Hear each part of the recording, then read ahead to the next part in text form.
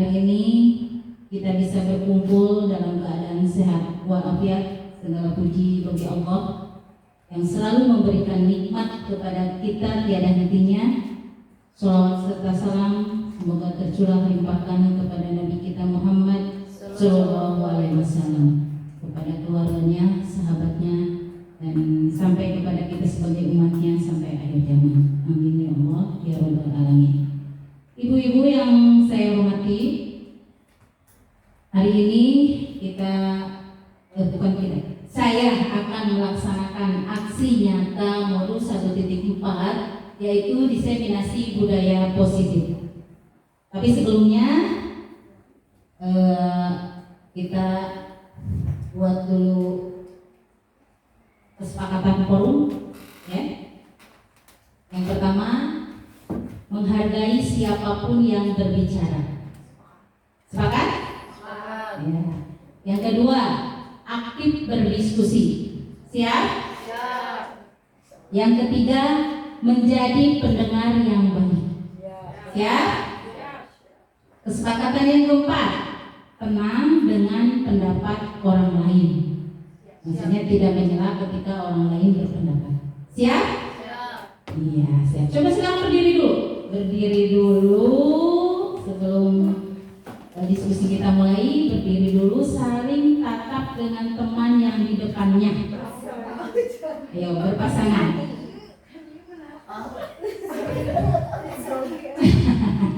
Saling tatap selama 30 detik. Nanti saya hitung. Silakan ibu-ibu tersenyum ke temannya yang di depannya. Sebentar dulu, belum dimulai. Senyum dulu selama 30 detik, nanti saya hitung ya. Senyum yang manis, berikan senyum yang manis kepada teman yang di depannya. 1, 2, 3. Senyum. 1, 2, 3, 4, 5, 6, 7, 8, 9, 10, 11, 12, 13, 14, 15. Kata temannya 15, 17, 18, 19, 20, 21, 22, 23, 24, 25, 26, 27, 28, 29, 30. Siap. Terima kasih. Terima kasih Ibu. Silakan duduk kembali. Hari ini buat kita lebih senang, fokus ya ke diskusi hari ini. Ibu dan Bapak, kok nggak ada bapaknya ya? Ibu ya. Ibu-ibu, hari ini saya akan mendiseminasikan budaya positif, ya. Ini konsep-konsep inti budaya positif.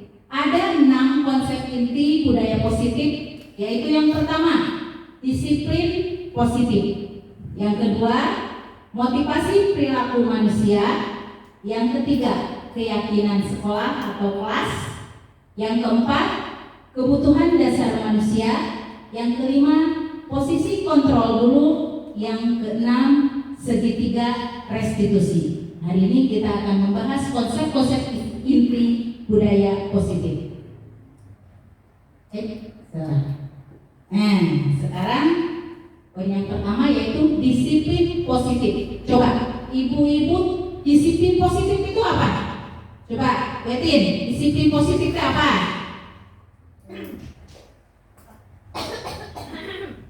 Disiplin, apa disiplin itu?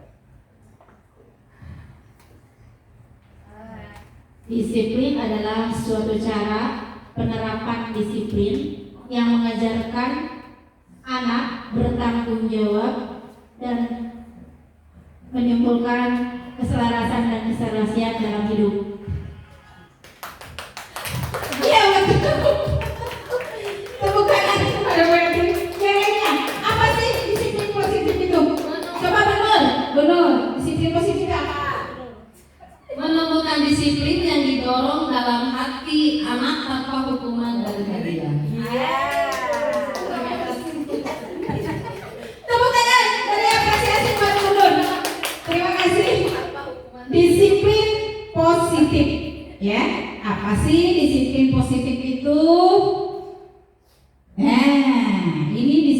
disiplin positif.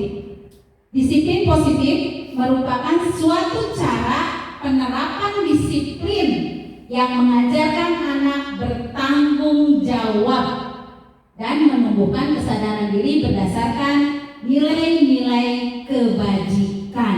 Coba siapa yang tahu nilai-nilai kebajikan itu apa? Apa Bu Gari? Nilai-nilai kebaikan yang ada dalam diri anak. Iya, nilai-nilai kebaikan. Apa sih contohnya? Apa contohnya? Nilai kebaikannya apa? Sopan santun. Sopan santun. Iya. Sekolah kalau Iya. kepada orang tua. Iya. Kemudian apalagi? kejujuran. Kejujuran. Kemudian Kasih sayang. kasih sayang. Bertanggung jawab. Apalagi? Apalagi? Saling tolong menolong. Saling tolong menolong. Saling membantu, saling menyayangi sesama temannya. Iya. Betul. Beri apresiasi buat Ibu Galih. Nilai-nilai kebajikan. Nilai-nilai kebajikan berarti nilai-nilai karakter yang harus ditumbuhkan di diri anak. Disiplin positif menumbuhkan kesadaran. Kesadarannya motivasi dari internal, dari diri, ya, bukan dari luar, ya, bukan eksternal, ya. Datang dari diri si anak tersebut serta memperdayakan peserta didik tanpa imbalan, penghargaan, ancaman dan hukuman. Betul tadi kata Bu Nur, ya. Tanpa adanya imbalan, penghargaan, ancaman atau hukuman, ya. Jadi sadar sendiri, ya. Nah, ini nilai-nilai kebajikan itu kita rangkum, ya. Sudah terfokus dalam profil pelajar Pancasila. Ada berapa dimensinya? Ada 6. Apa saja? Beriman dan bertakwa kepada Tuhan Yang Maha Esa dan berakhlak mulia. Yang kedua, mandiri. Yang ketiga, bernalar kritis. Yang keempat, berkebinekaan global. Yang kelima, bergotong royong. Yang keenam, kreatif. Nah, itu nilai-nilai kebajikan yang harus kita terapkan kepada peserta didik, ya. Selanjutnya, nah sekarang ada yang namanya motivasi perilaku manusia. Yang bagaimana sih motivasi perilaku manusia itu? Coba siapa yang bisa menjawab? Yang bisa memberikan arti dari motivasi perilaku manusia. Dorongan dari orang tersebut melakukan sesuatu. Apa? Coba, ayo. Bu Rima mau memberikan?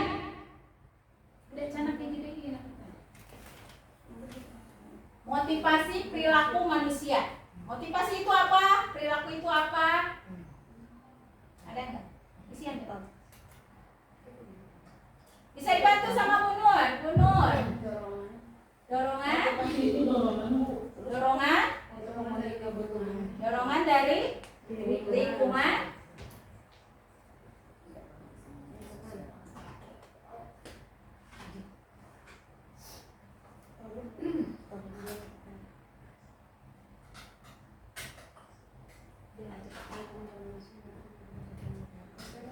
Arti motivasi itu apa?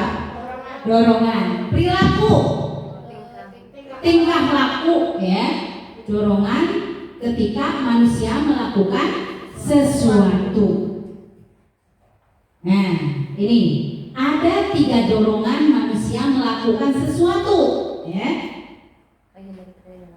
Ada yang dari eksternal, ada dari internal. Yang pertama, untuk menghindari ketidaknyamanan atau hukuman, ya.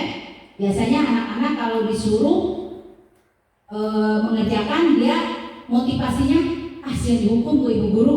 Nah, itu berarti datangnya dari luar ya, eksternal. Yang kedua, untuk mendapat imbalan atau penghargaan dari orang lain. Sama ya. Contohnya, dia mau mengerjakan PR, tetapi karena dia mau dikasih hadiah sama ibu gurunya. Itu berarti dorongan dari mana? Dari eksternal, dari luar. Yang ketiga, untuk menjadi orang yang mereka inginkan dan menghargai diri sendiri dengan nilai-nilai yang mereka percaya. Itu dorongan dari mana? Dari internal, dari diri sendiri. Kira-kira mana yang ketiga ini yang harus ditanamkan kepada peserta didik? Yang ketiga, yang faktor dari internal ya. Jangan memotivasi anak untuk melakukan antara nomor 1 dan nomor 2 ya. Tetapi tidak apa-apa untuk pertama ya. Pasti sesuatu itu anak-anak tidak bisa langsung ya, tidak bisa langsung dari tumbuh dari diri sendiri, tapi kita pancing dulu, boleh dari eksternal dulu, tapi jangan terus menerus ya. Biasakan anak diterapkan motivasi yang ketiga yang datangnya dari internal, dari diri sendiri ya. Selanjutnya, keyakinan kelas atau keyakinan sekolah. Coba ibu-ibu di kelasnya sudah membuat keyakinan kelas belum? Sudah? Benar? Kesepakatan kelas, keyakinan kelas ya. Atau yang lebih luas kalau digunakan satu sekolah, keyakinan sekolah, kesepakatan sekolah. Sudah membuat? Coba Bu Ida sudah membuat kesepakatan kelas? Kemarin ibu lihat di kelasnya sudah tertempel keyakinan kelas atau kesepakatan kelas. Sudah membuat Bu Ida? Sudah. Nah, sekarang apa sih keyakinan kelas itu? Apa sih kesepakatan kelas itu? Pengertiannya apa? Kesepakatan kelas itu adalah aturan yang harus diikuti oleh setiap siswa yang sudah disetujui oleh tiap siswa itu dengan tujuan untuk mewujudkan kelas yang nyaman, efektif, bahagia, ceria, dan bisa membuat kelas itu anak-anak itu bisa menjadi diri sendiri. Itu kelas yang nyaman. Jadi ada beberapa aturan yang harus diwujudkan, harus diikuti oleh siswa dan guru. Iya. Yang menentukannya apakah siswa saja atau guru saja? Siswa dan guru. Iya, siswa dan guru atas kesepakatan bersama. Iya, terima kasih Bu Wida. Tepuk tangan buat Bu Wida bagi apresiasi. Keyakinan kelas atau keyakinan sekolah. Pasti keyakinan kelas itu, nah ini seperangkat ya, seperangkat nilai atau prinsip yang disepakati bersama oleh guru dan siswa. Jadi jangan sepihak, jangan gurunya saja yang memberikan kesepakatan, tapi siswa juga memberikan sumbangan idenya untuk memandu perilaku dan interaksi di dalam kelas yang berupa pernyataan universal dalam bentuk positif. Jadi tidak ada kata-kata negatif. Contohnya, dilarang datang terlambat. Itu ganti dengan kalimat positif. Coba apa? Apa? Apa Betin? Coba pakai mic. Kalimat positif ya. Datanglah ke sekolah tepat waktu. Nah, itu ya. Buat kalimatnya dengan kalimat positif. Datang ke sekolah tepat waktu ya. Tidak membuang sampah sembarangan. Coba ganti dengan kalimat positif. Iya, buanglah sampah pada tempatnya. Nah, itu contoh keyakinan ibu-ibu buat di kelasnya masing-masing. Yang menentukannya siapa tadi? Guru dan siswa, ya. Selanjutnya, ini ada kebutuhan dasar manusia. Apa sih kebutuhan dasar manusia itu? Coba, siapa yang memberikan sumbangannya? Kebutuhan dasar manusia itu apa sih? Kebutuhan pokok manusia yang harus dipenuhi kan? Harus ya. 9 bahan pokok itu kan harus ada. Nah sekarang kebutuhan dasar manusia, ya. Nah, kebutuhan pokok manusia yang harus dipenuhi. Ya, apa saja? Coba. Nah, kita bahas satu-satu. 5 kebutuhan dasar manusia yang harus dipenuhi, ya. Pertama, bertahan hidup, ya. Yang kedua, kasih sayang dan rasa diterima. Yang ketiga, kesenangan. Yang keempat, kebebasan.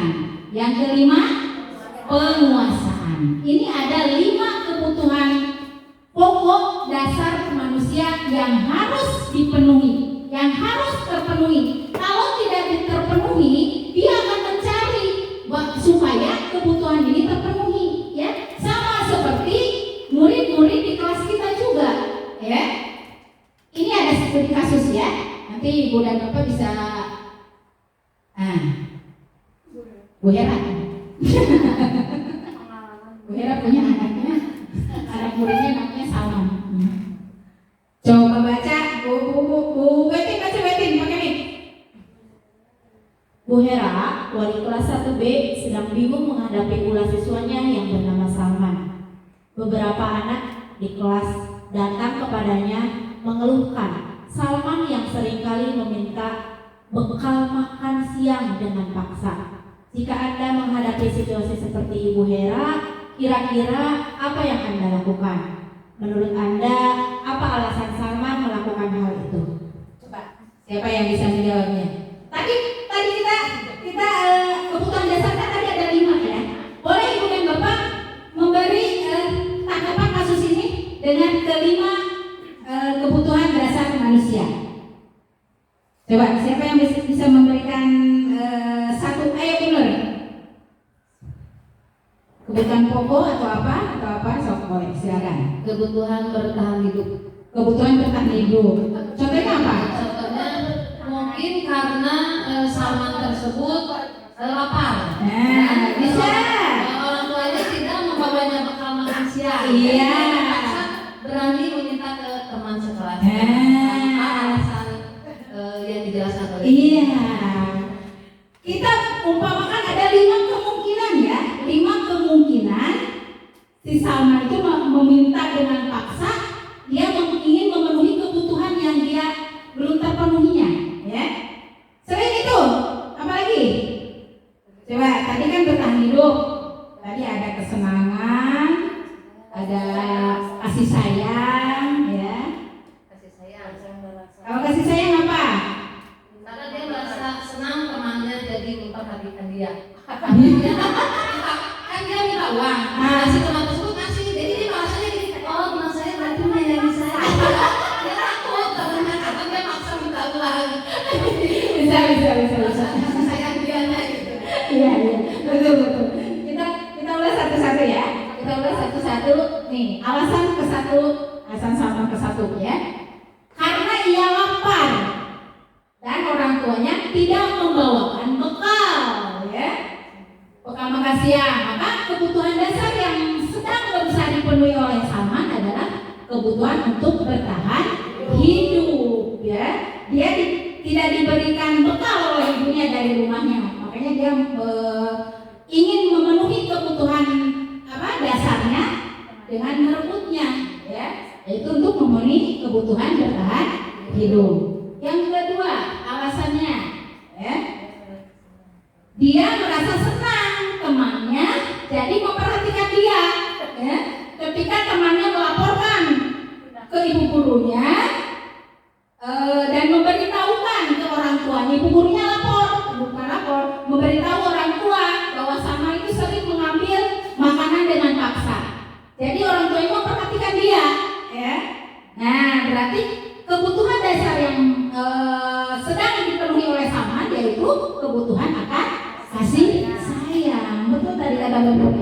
Jadi dia ingin diperhatikan oleh orang tuanya dan diperhatikan oleh temannya, ya. Jadi banyak sekali kemungkinan kalau peserta didik kita melakukan sesuatu pelanggaran di kelas, ya. Mereka ingin memenuhi kebutuhan dasar hidupnya, ya. Yang ketiga, apa? Nah, yang ketiga kekuasaan, ya. Temannya jadi takut. Dia Salman kan mengambil, jadi temannya takut. Nah, dia berarti Salman sedang berusaha memenuhi kebutuhannya akan kekuasaan, ya. Karena temannya takut terhadap si Salman, ya. Bisa juga itu alasan yang ketiga. Alasan yang keempat, nah, kebebasan, ya. Mungkin dia bosan dengan bekal yang dibawa dari rumah. Dia ingin merasakan yang lainnya, ya. Jadi dia ingin mencoba makanan yang lainnya. Maka dia si Salman itu ingin memenuhi kebutuhan pokoknya, yaitu akan kebebasannya supaya terpenuhi kebutuhan pokok dia, ya. Yang kelima, nah, kesenangan apa? Memenuhi itu, ya. Memenuhi kebutuhan akan kesenangan. Dia melakukan dengan iseng. Padahal dia bawa makanan, ya, tapi dia iseng ke temennya diambil.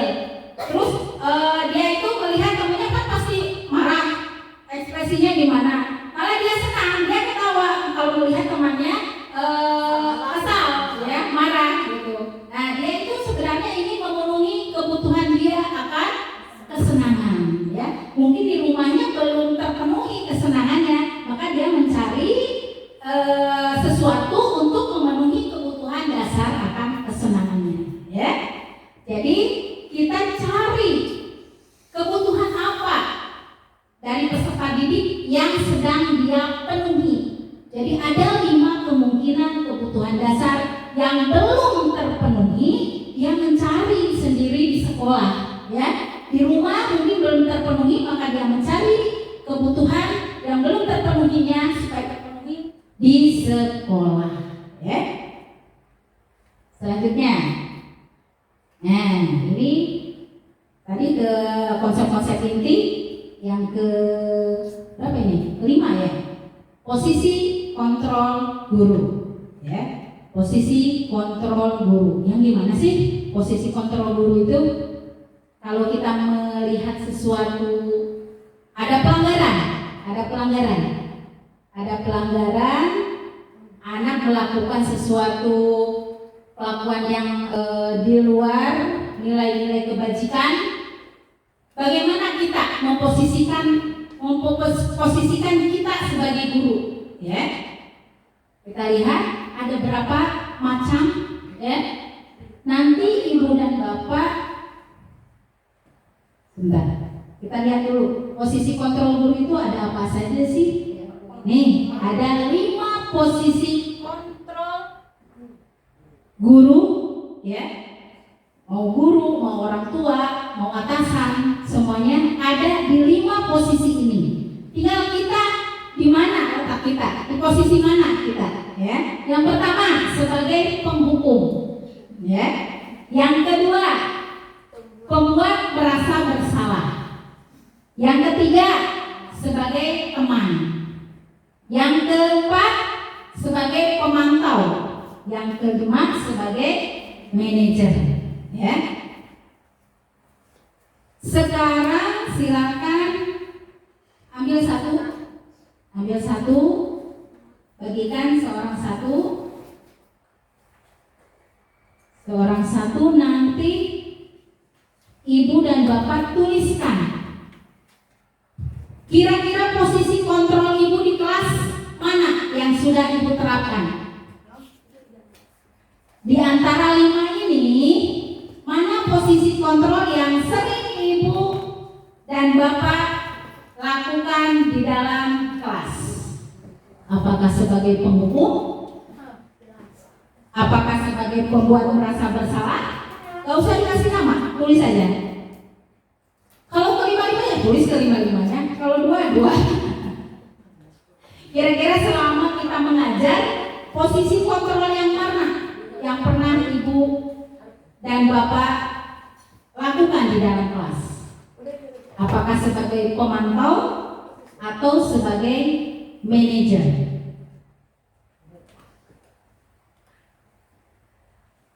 Silakan kalau sudah ditempel di depan, di sini ada. Ya.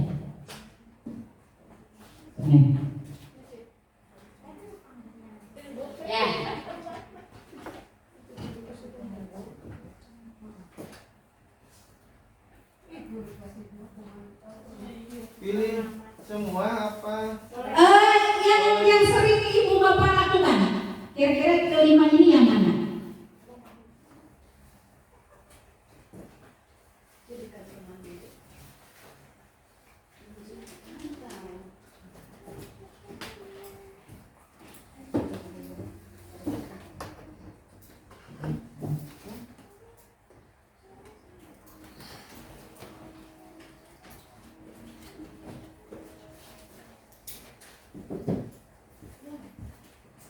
Silakan, ini baru 4. Udah di depan.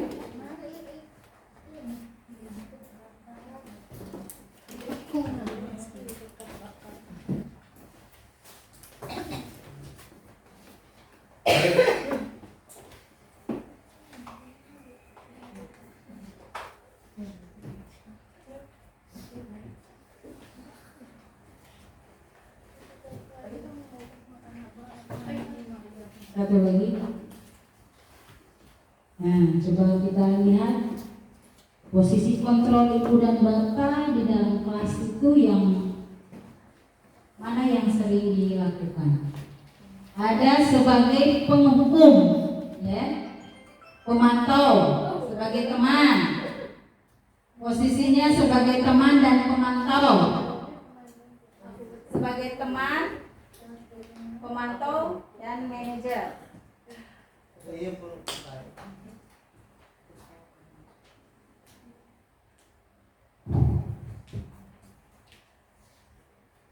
Sebagai penghukum, teman, pemantau, manajer, ya. Kebanyakan semua pernah dilakukan. Pembuat merasa bersalah sebagai teman, sebagai manajer, pemantau, manajer, teman, sebagai manajer, sebagai penghukum, sebagai pemantau. Kebanyakan tiga posisi kontrol yang pernah ibu dan bapak lakukan. Ini ada satu yang melakukan manajer, ada 1, 2, 3, 4, 5, ya. Apa ini? 6. Ada 6 yang memposisikan kita sebagai manajer. Nah, yang pertama sebagai penghukum, ya. Kalau sebagai penghukum berarti kita menghukum peserta didik kalau melakukan kesalahan, ya. Yang kedua, membuat merasa bersalah. Kita memposisikan sebagai pembuat merasa bersalah. Anak itu diposisikan menjadi merasa bersalah, ya. Yang ketiga, sebagai teman, kita di posisi menjadi temannya, ya, menjadi temannya. Yang keempat, sebagai pemantau, kita memantau anak tersebut melakukan kesalahan, kemudian dilihat, dipantau oleh kita apakah dia melakukan kesalahan lagi atau tidak, ya. Kita melakukan terus pemantauan. Yang kelima yaitu sebagai manajer, ya, mengatur diri anak sesuai dengan tumbuh dari diri sendiri, diatur oleh diri sendiri, ya. Ini ibu dan bapak di kelas pasti semuanya sudah merasakan kelima posisi kontrol ini. Kira-kira mana yang lebih ideal? Yang mana? Sebagai apa? Sebagai apa? Sebagai teman? Atau sebagai pemantau? Atau sebagai manajer? Atau sebagai penghukum? Coba, nyala nggak nih? Kasih Jen. Siapa yang akan menjawab? Habis baterainya. Coba, sebagai apa? Sebagai manajer. Sebagai manajer. Kenapa, Bu Wida? Dari kelima ini, Bu Wida memilih yang ideal itu sebagai manajer. Karena guru memegang penuh keberlangsungan proses belajar dengan keadaan kelas yang membuat siswa nyaman di kelas, kemudian merasa aman, bisa menjadi diri sendiri. Itu semua diatur oleh guru, baik dari cara metode ajar, kemudian dari kesepakatan kelas, itu semuanya diatur oleh guru sebagai manajer atau yang mengatur keberlangsungan di dalam kelas. Iya, terima kasih Bu Wida. Apakah manajer itu diterapkan buat kita saja? Diterapkan ke peserta didik nggak? Harus diterapkan nggak? Harus ya, harus. Si posisi kontrol guru itu harus diterapkan juga ke peserta didik ya, sehingga dia menemukan atau bisa memanage dirinya ya, tanpa ada paksaan tadi, tanpa ada paksaan dari pihak luar. Nah ini, seorang guru sebaiknya menggunakan posisi kontrol sebagai manajer ya. Nanti ke depannya Ibu dan Bapak yang keempat tadi dihalingkan, hempaskan ya. Dihilangkan ya. Ibu dan Bapak gunakan posisi sebagai manajer, yaitu yang dapat berbuat sesuatu bersama murid ya.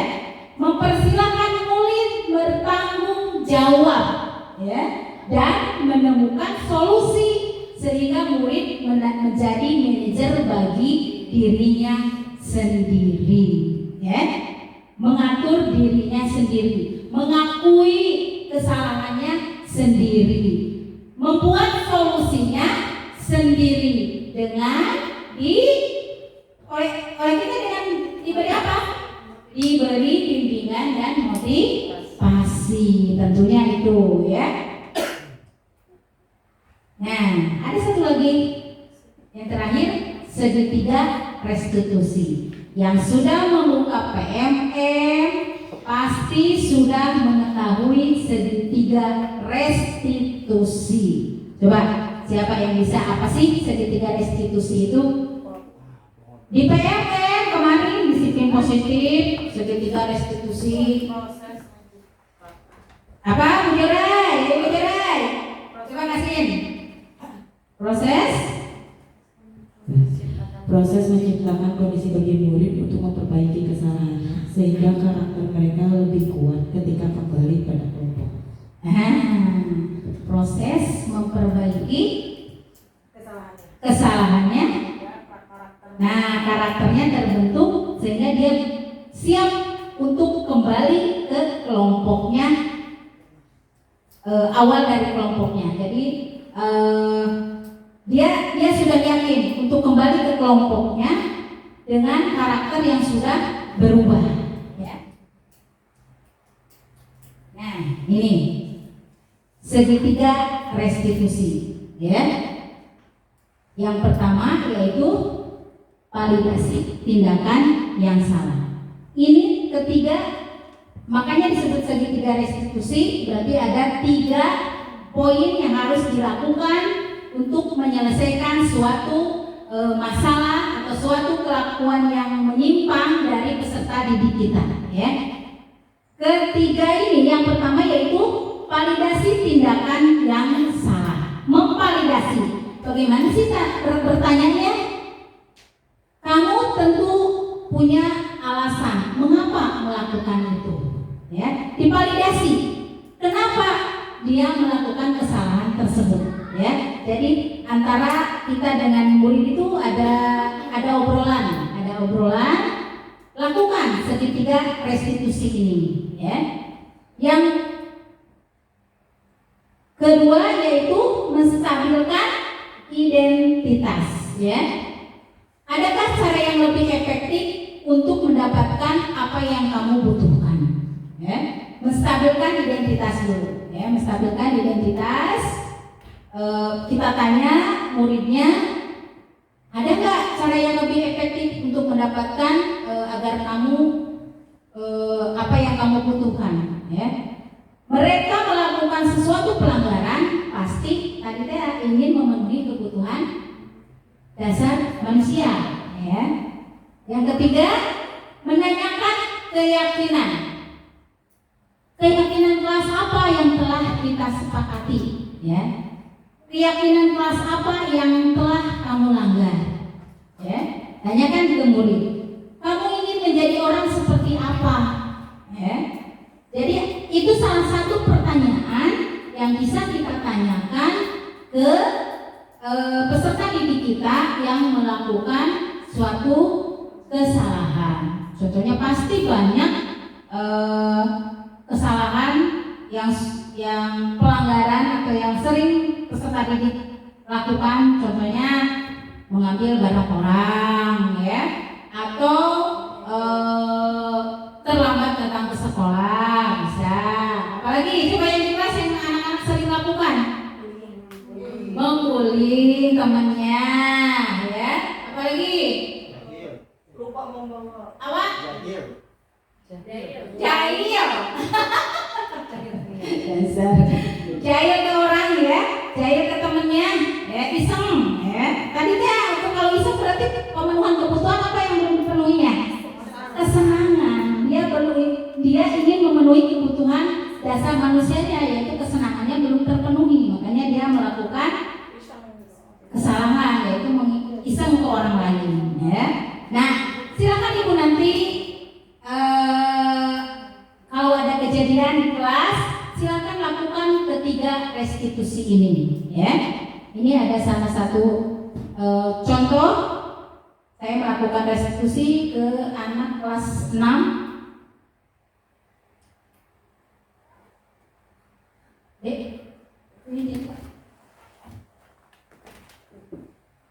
Ini ada contoh penerapan segitiga restitusi, ya.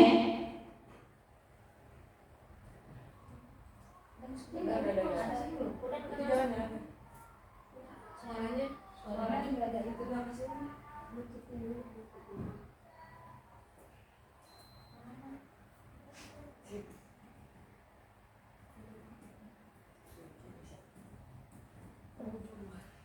Bentar, ya.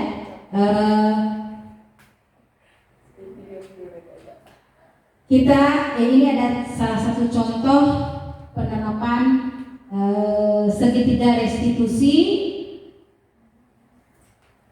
terhadap anak kelas 6. Bluetooth connected.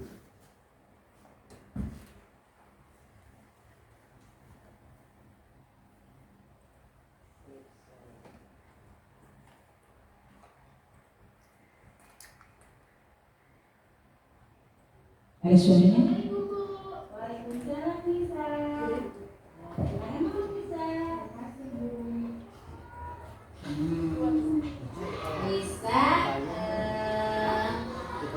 Bisa tahu nggak? Bisa dipanggil ke sini mau apa? Nggak tahu, Bu. Baik, kalau nggak tahu ibu kasih tahu, ya. Nisa masih ingat nggak kemarin Nisa melakukan mengebrang meja, marah-marah sama temennya di kelas? Ingat nggak? Ingat, Bu. Nah, Nisa waktu itu kenapa melakukan itu? Nisa kesal, Bu. Nisa lagi kerjain soal tiba-tiba ditarik aja buku Nisa. Oh begitu. Ibu juga pernah loh ngerjain seperti itu waktu SD dulu. Ibu wajar bisa melakukan itu. Tapi ibu menghargai tindakan Nisa. Nisa tidak melakukan tindakan yang lebih jauh. Contohnya memukul teman Nisa. Nah, Nisa masih ingat nggak keyakinan kelas kita?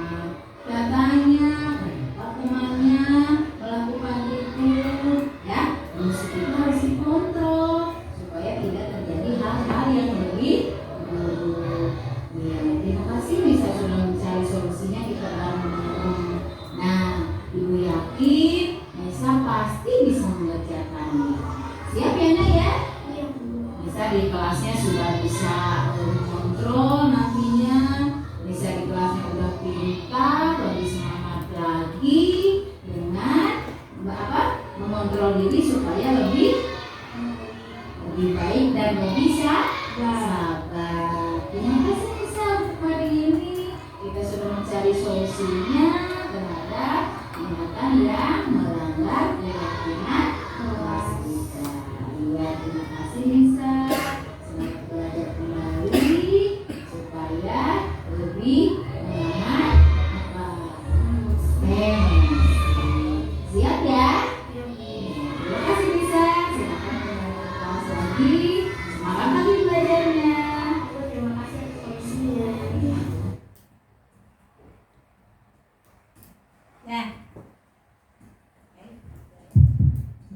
Nah, itu salah satu contoh.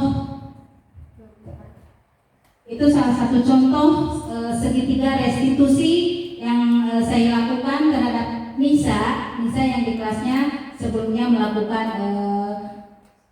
tindakan yang kurang sopan terhadap temannya karena diambil bukunya, kemudian dia mengebrak meja dan memarahi temannya.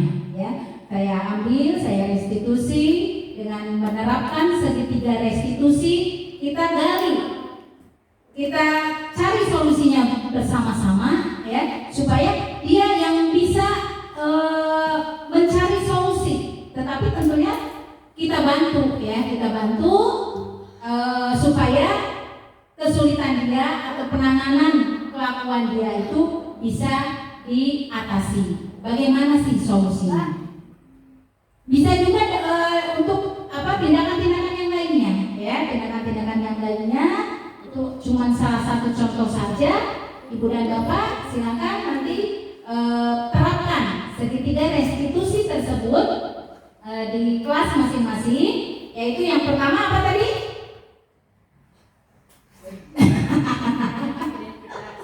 Menstantu supaya kesulitan dia atau penanganan kelakuan dia itu bisa diatasi. Bagaimana sih solusinya? Bisa juga untuk tindakan-tindakan yang lainnya, ya, tindakan-tindakan yang lainnya itu cuma salah satu contoh saja.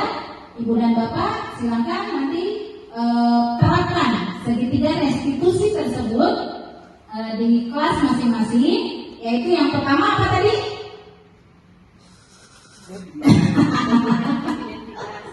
Menstabilkan identitas.